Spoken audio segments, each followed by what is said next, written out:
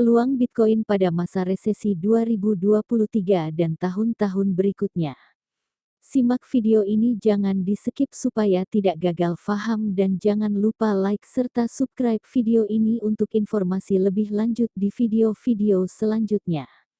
Komunitas Bitcoin sendiri terbelah saat membicarakan kemungkinan tren harga di tahun 2023.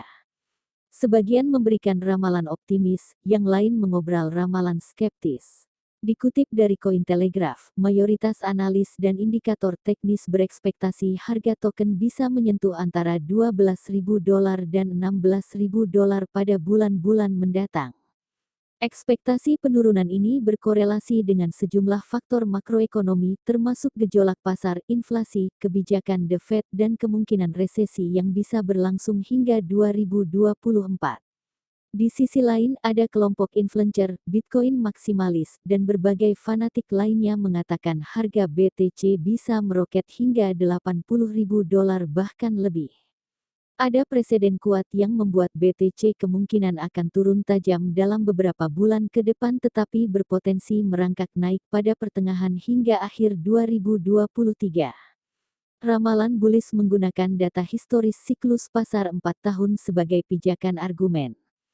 Siklus 4 tahun ini berkaitan dengan periode halving Bitcoin.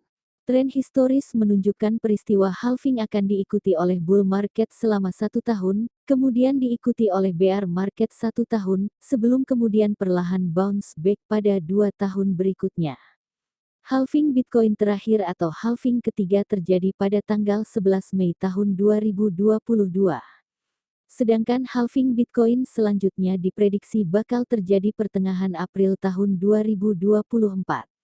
Tren bearish berkepanjangan laiknya yang terjadi sepanjang 2022 juga ditemukan pada 2 periode siklus pasca halving sebelumnya. Setelah halving pertama pada tanggal 28 November tahun 2012, tren bearish berlangsung selama 81 pekan. Setelah halving kedua pada tanggal 9 Juli tahun 2022, tren bearish kembali terjadi selama 68 pekan.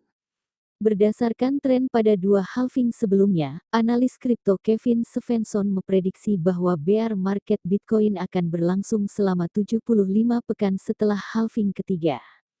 Pergerakan bullish BTC disinyalir bakal dimulai pada April tahun 2023.